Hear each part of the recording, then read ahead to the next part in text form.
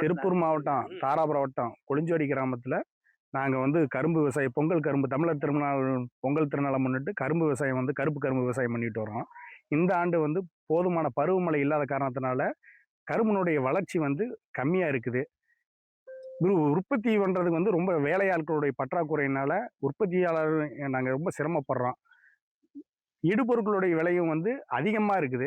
அரசாங்கம் வந்து இடுபொருட்களுக்கு வந்து விவசாயிகளுக்கு எங்களை மாதிரி பொங்கல் கரும்பு விவசாயம் பண்ணுற விவசாயிகளுக்கு வந்து உரங்களும் மருந்துகளும் வந்து மானியமாக கொடுக்கணும்.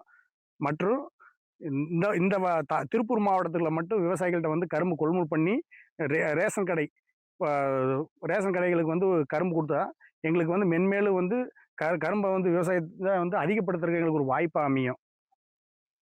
இந்த கரும்புனால என்ன மருத்துவ குணம்னு கேட்ட இந்த கரும்புனால பொங்கல் கரும்பு சம்பா கரும்புங்குது.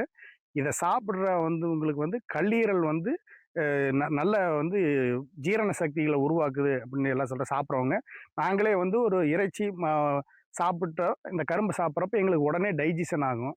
மற்றும் வந்து இந்த சிறுநீர் வந்து இப்போ தொற்றுள்ளவங்க சிறுநீர் வந்து சரியான முறையில் போகாதவங்க இந்த கரும்பு சாப்பிட்டா யூரின் வந்து சிறுநீர் நல்லா போகுது அப்படின்னு சொல்கிறாங்க. கரும்புனுடைய பொங்கல் கரும்புனுடைய ஜோடி வந்து ஒரு 70 ரூபாயிலிருந்து 100 ரூபா வரைக்கும் போகுது. இன்னைக்கு இருக்கிற உற்பத்தி செலவுக்காக வந்து இந்த பத்தாத நிலைமையில தான் இருக்குது. அரசாங்கம் வந்து இதை கொள்முதல் பண்ணுச்சுன்னா எங்களுக்கு விவசாயம் பண்ணுறதுக்கு நல்லா ஏதுவாக இருக்கும்.